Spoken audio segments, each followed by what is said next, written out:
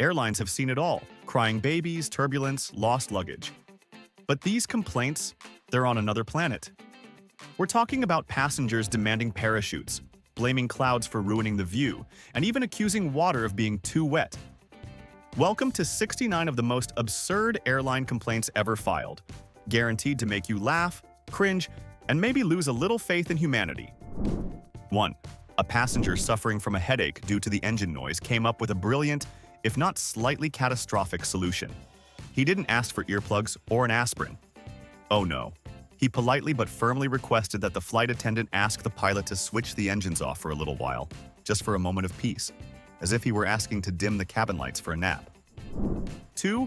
One gentleman lodged a formal grievance because the flight attendants didn't meet his aesthetic standards. He claimed an airline commercial had promised him a cabin crew of supermodels, and the reality of being served by competent professionals was such a profound disappointment that he felt emotionally scarred. He was expecting a Victoria's Secret runway show at 30,000 feet. He got efficient service instead. 3. After landing in London, a tourist was absolutely furious to discover a distinct lack of sandy beaches in the city center. She had seen photos of the UK coastline and felt completely misled by the airline for flying her to a capital city that wasn't prepared for her sunbathing agenda. In her mind, this was a clear case of geographical false advertising. 4. On a short 45-minute flight, a businessman became enraged when the cabin crew couldn't produce a very specific type of sandwich. He wasn't just disappointed, he was convinced he'd stumbled upon a conspiracy. He accused the flight attendant of hoarding premium snacks in a secret stash, and that she was the sole gatekeeper to an underground market of delicious, forbidden sandwiches. 5. One father felt his family vacation was being sabotaged by the pilot's complete disregard for scenic views. He filed a complaint stating the clouds were blocking his children's view. He spoke to the flight attendant as if she were a production assistant who had failed to secure the proper weather permits for his family's aerial movie, demanding they find a clearer route. 6. Imagine the raw, poetic tragedy of paying extra for a window seat, only to be seated next to a solid plastic wall. One passenger captured this soul-crushing moment perfectly. Instead of just fuming, he tweeted a picture of himself staring into the blank abyss where a view should have been. A perfect portrait of existential dread and broken airline promises. 7. During takeoff, a passenger complained not about the safety instruction to turn off his phone, but about the airline's failure to warn him about the lack of cell service in the sky. His primary concern wasn't aeronautical safety, but the crippling social anxiety of being disconnected from his group chat for the duration of a takeoff sequence. 8. One man's complaint about his large seatmate was less of a letter and more of a work of savage literary art. He didn't just say the man was big, he described him in excruciating detail as an infant hippopotamus who smelled like a combination of blue cheese and a Mumbai slum. The customer service team probably needed hazard pay to read that one. 9. On a special safari flight designed for viewing wildlife from above, a passenger was deeply dissatisfied with the performance of the animals. She formally complained that the wild lions and elephants below were not smiling for her photos, apparently believing the airline had a contractual agreement with the local fauna to provide a meet-and-greet experience. 10. Just 10 minutes before landing, a passenger was told the occupied restroom was unavailable and he needed to return to his seat. He exploded. This wasn't just an inconvenience. It was a violation of his fundamental liberties. He loudly declared his intention to take this case all the way to the United Nations Human Rights Council in Geneva. 11. A passenger demanded a vegetarian meal, which is a perfectly normal request. The reason, however, was not. When the flight attendant confirmed if he was a vegetarian, he replied, "No, I'm not, but my suitcase is." He was dead serious, insisting his luggage was made of a material that was philosophically vegetarian, and therefore his meal had to align with his bag's principles. 12. One traveler filed a formal complaint against the pilot because his voice over the intercom was too calm and reassuring. The passenger argued that this level of tranquility was suspicious and unprofessional, making him think the pilot wasn't taking the job of flying a multi-ton metal bird through the sky seriously enough. He would have preferred a hint of panic. 13. After watching the in-flight movie, a woman furiously summoned the flight attendant to complain about the film's emotionally unsatisfying ending. She demanded to speak to a representative from the airline's film acquisitions department, arguing they had a moral obligation to provide entertainment that didn't ruin her vacation with a poorly resolved character arc. 14. A businessman complained about the man snoring next to him. Fair enough, but he didn't ask for earplugs or to be moved. Instead, he demanded a partial refund on his ticket, stating that the snoring had significantly devalued the overall audio experience of his flight, and he shouldn't have to pay full price for a journey with such a terrible soundtrack. 15. A woman in a window seat complained that the sun was too bright. When the flight attendant suggested she simply lower the window shade, the woman scoffed. The shade was not the answer. The correct solution, she insisted, was for the pilot to change the plane's orientation to the sun and fly in a way that kept her personally in the shade. 16. We've all had bumpy landings, but one passenger complained his was too perfect. He told the cabin crew that the touchdown was so smooth and uneventful that it deprived him of the thrilling, authentic landing experience. He felt cheated, as if he'd paid for a roller coaster and instead got a gentle ride on a carousel. 17. A man whose luggage was delayed wasn't just angry about the inconvenience. He filed a complaint stating the airline should provide grief counseling for the severe emotional trauma he suffered from being forcibly separated from his belongings. He described his favorite shirt in the bag with the kind of affection one reserves for a beloved family pet. 18. One particularly discerning passenger sent his gin and tonic back with a detailed critique. The drink was fine, but the ice cubes were unacceptable. His complaint specified they were aggressively square and far too cold, which he claimed was an assault on his palate. He asked if they had any ice cubes that were perhaps more rounded and artisanal. 19. A passenger found the pre-flight safety demonstration to be unnecessarily alarming. In her complaint, she wrote that the detailed instructions on how to use a life vest and oxygen mask planted negative thoughts right at the start of her holiday, and the airline should have a more positive and uplifting alternative for those who didn't want to confront their own mortality. 20. After flying from the United States to Australia, a man demanded compensation from the airline for the day of his life they had stolen. He understood the international dateline perfectly, but felt that it was the airline's responsibility to refund him for the 24 hours he had technically lost during the journey. Time, he argued, is money. 21. A health-conscious traveler complained that the complimentary peanuts were irresponsibly addictive. He argued that by serving such a delicious and Moorish snack, the airline was creating a public health crisis at 30,000 feet. He suggested they either provide a less tasty alternative or put a warning label on the packet about the dangers of over-snacking. 22. A woman wrote a complaint about the pilot being distractingly handsome. She claimed his good looks made her nervous because, in her expert opinion, attractive men were inherently risk-takers and show-offs, and she spent the entire flight worried he was going to attempt a cool but dangerous maneuver just to impress everyone. 23. During a patch of moderate turbulence, a passenger rang his call button to ask the flight attendant why the pilot didn't just fly around the bumpy bits. He spoke about the turbulence as if it were a series of obvious potholes on a road, and that any competent driver or pilot should be able to see them coming and simply swerve to avoid them. 24. An anxious flyer overheard the cockpit announcement, "Cabin crew, arm doors, and cross-check." They immediately panicked, interpreting arm doors as the crew being literally armed with weapons. The passenger filed a complaint about the airline's militaristic and threatening internal communications, which created a hostile environment for paying customers. 25. A tourist flying to Las Vegas for the first time was appalled by what he found. He wrote a lengthy complaint upon his return, stating that the city was entirely too flashy and overstimulating. He felt the airline had a duty to provide a detailed psychological warning about the fundamental character of one of the most famously extravagant cities on Earth.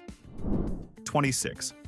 A passenger took issue with his in-flight meal, the classic shepherd's pie. His complaint wasn't about the taste. It was a matter of false advertising. He was genuinely outraged that his meal contained no actual shepherd, and he formally accused the airline of misleading consumers with what he called blatant agricultural appropriation. 27. One woman complained that her seatmate was breathing too much of her air. She didn't mean he was in her personal space. She meant he was literally consuming oxygen molecules she felt belonged to her designated seat area. She requested a partial refund for the stolen air, presumably with a very complex and scientific calculation to back it up. 28. One traveler filed a formal complaint that the pilot's cheerful, laid-back Australian accent was deeply unprofessional.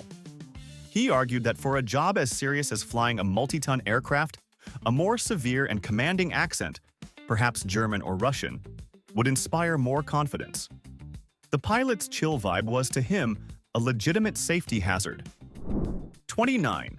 A tech executive became furious that the in-flight Wi-Fi wasn't fast enough to stream a 4K movie trilogy while simultaneously videoconferencing his team.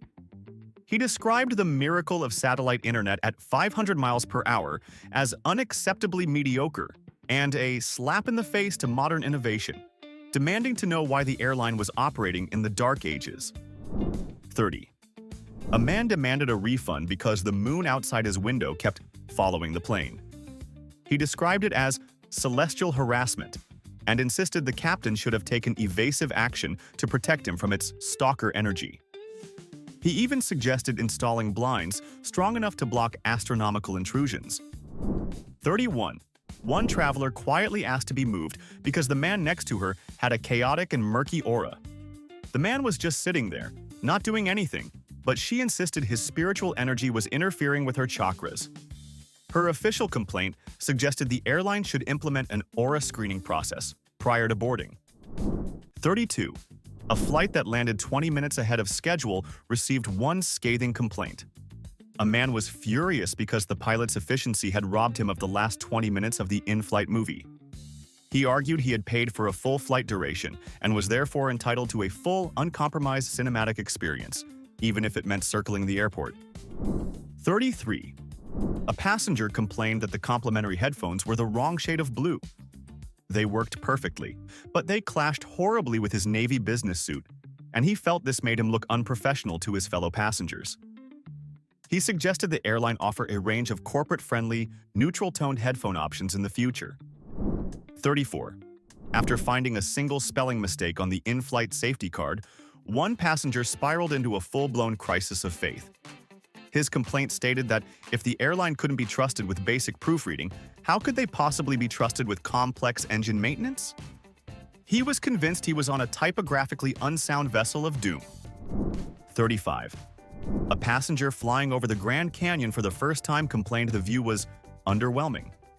In his feedback, he wrote that it looked much bigger in the pictures and suggested the pilot should have flown lower and circled a few times to give passengers the IMAX experience they were presumably expecting.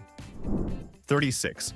While flying west during the evening, one passenger became agitated that the sunset was happening too slowly. He complained that he was trying to get the perfect golden hour selfie for his Instagram, and the plane's leisurely pace was ruining the lighting. He asked if the pilot could perhaps speed up to catch the night. 37. A woman praised the airline for its excellent wine selection, then immediately filed a complaint about it. She claimed the complimentary red wine was so delicious that she had 3 glasses and revealed several embarrassing personal secrets to a stranger. She held the airline 100% responsible for this enforced dignity breach. 38. A man complained that the recycled cabin air was making his hair flat, adamant that the plane's filtration system was stripping his locks of their natural volume. His demand wasn't for better air, it was for the airline to provide him with a voucher for a professional blowout at a high-end salon upon landing to correct the damages. 39. A man demanded compensation for severe emotional distress because the co-pilot, whom he'd seen before boarding, looked exactly like his wife's divorce lawyer. He claimed this unfortunate resemblance triggered such intense anxiety that he was unable to relax or enjoy his complimentary beverage for the entire flight. 40. A woman traveling with her Pomeranian complained that the flight attendants showed a grave lack of respect for her dog. The issue? They kept referring to him simply as the dog, instead of by his proper full name, Sir Reginald Fluffington III. She considered this a personal insult and a clear violation of canine etiquette. 41. a passenger in a window seat lodged a formal complaint that the giant wing of the airplane was blocking his view. He understood the wing was structurally important, but felt its placement was a massive design flaw. He suggested future planes should have transparent wings, or perhaps wings that could be retracted upon reaching cruising altitude for better photo opportunities. 42. A honeymooning couple complained that the cabin crew did nothing to publicly acknowledge their recent marriage. They were expecting, at a minimum, a complimentary champagne toast for the entire cabin, a personal serenade from the captain, and perhaps a shower of rose petals upon deplaning. The standard service felt to them like a personal insult to their love story. 43. One man complained that the flight path shown on the in-flight map was not a perfectly straight line between the departure and arrival cities. He accused the pilot of taking the scenic route to burn extra fuel, possibly as part of a larger corporate conspiracy. The concept of jet streams and air traffic control was apparently fake news. 44. A woman demanded a refund because the man next to her had a very punchable face. He hadn't done or said anything. His crime was purely one of unfortunate facial structure. She claimed the constant, low-grade annoyance of having to look at him had caused her significant mental anguish and ruined her in-flight zen. 45. After a perfectly safe flight, a passenger complained that there was not enough turbulence. He was an adrenaline junkie and had been hoping for a bit of a thrill. He described the smooth, calm journey as boring and overly sanitized, comparing it to a sedated bus ride in the sky. He wanted his money back for the lack of excitement. 46. A health-conscious passenger complained that the bottled water served on board was too wet. This wasn't a joke. He insisted that the mineral composition and pH balance of the water gave it a suboptimal mouthfeel, and that the airline should invest in a more artisanal dry water for its discerning clientele. 47.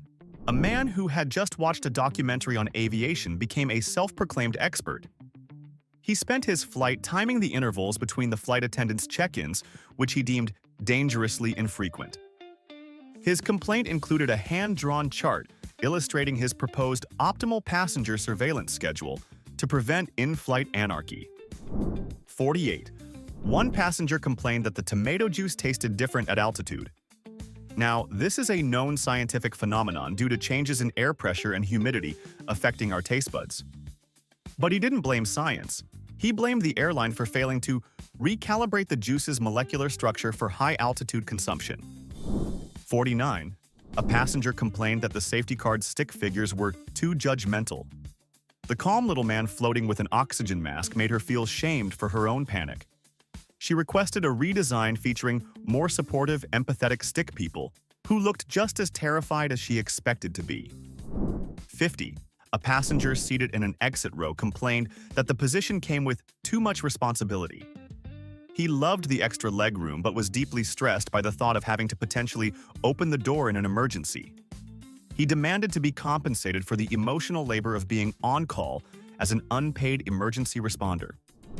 51. One very literal-minded passenger complained that the airline's name, Southwest, was geographically inaccurate for his flight from Chicago to Orlando, which traveled in a southeasterly direction. He argued this was fundamentally dishonest and suggested they rebrand to something more directionally fluid, like Variable Direction Airlines. 52. A woman complained that the baby crying a few rows away was not crying in a cute way. She acknowledged that babies cry, but insisted this particular infant's pitch and rhythm were grating and aesthetically unpleasing. Her complaint was a detailed critique of the baby's vocal performance, giving it 1 star for effort and 0 for execution. 53. A man became irate because the flight attendant looked vaguely like a famous actress but refused to give him an autograph. After she repeatedly explained that she was, in fact, just a flight attendant from Ohio, he accused her of being a rude celebrity who was too good to interact with her fans. 54. A passenger complained that the little globe icon on the in-flight entertainment screen was politically biased. Why? Because it showed the Earth as a sphere. He was a flat earther and demanded the airline provide an alternative, more factually accurate 2D map to avoid spreading what he called round Earth propaganda. 55. After the flight, a man filed a complaint because the baggage handlers had been too gentle with his brand-new military-grade, indestructible suitcase. He had specifically bought it to withstand extreme abuse and was bitterly disappointed that it arrived without a single scratch or dent. He felt cheated out of the chance to see his investment truly tested. 56. A passenger complained that the person sitting next to him was aggressively cheerful. The man was simply smiling and enjoying his flight, but the complainant found this relentless positivity suspicious and unnerving. He filed a report suggesting the airline should have a policy against excessive public displays of happiness. 57. One man complained that his seatbelt was too effective. He described it as uncomfortably restrictive and argued that its primary function seemed to be wrinkling his shirt. He suggested a more relaxed fit safety belt, perhaps with an elastic waistband, for a more comfortable and stylish experience in the event of a crash. 58. A passenger critically reviewed the complimentary pretzels. His issue wasn't the taste, but their shape. He argued that the traditional pretzel knot was aerodynamically unsound and created unnecessary drag on the palate. He included a hand-drawn diagram of a more streamlined, flight-optimized pretzel design. 59. The baggage carousel at the destination was the subject of one man's ire. He complained that it was rotating in a counterclockwise direction, which he felt was psychologically unsettling and inefficient. He insisted that a clockwise rotation was universally more pleasing and would have significantly improved the entire arrival experience for everyone. 60. A woman demanded to know the pilot's star sign before takeoff. When the flight attendant couldn't provide this information, the woman became deeply concerned. She later filed a complaint stating the airline was negligent for not ensuring the captain's astrological chart was compatible with a safe and prosperous journey that day. 61. One traveler wrote an indignant complaint about the complimentary pen. His issue wasn't the ink color or flow, it was that the pen had no undo button. After doodling something embarrassing on his hand, he argued that a proper in-flight pen should come with reversible ink technology to protect passengers from long-term sketch regret. 62.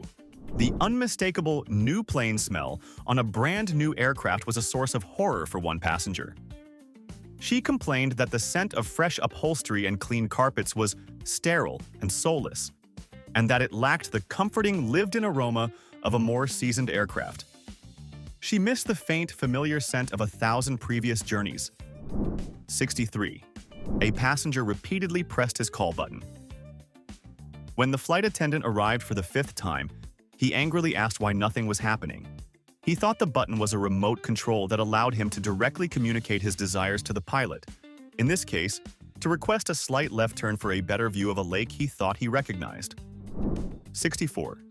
During the safety demonstration, one fashion-conscious passenger was horrified by the design of the emergency oxygen mask. She later complained that its ghastly yellow color would clash horribly with her outfit. She strongly recommended that the airline offer a range of masks in more neutral, aesthetically pleasing tones like charcoal gray or beige. 65. A passenger complained that her flight attendant didn't seem to be living her best life. She observed the crew member all flight and concluded that her smile didn't quite reach her eyes. The complaint stated that the airline had a duty to ensure all employees were authentically joyful, as their subdued energy was bringing down the cabin's vibe.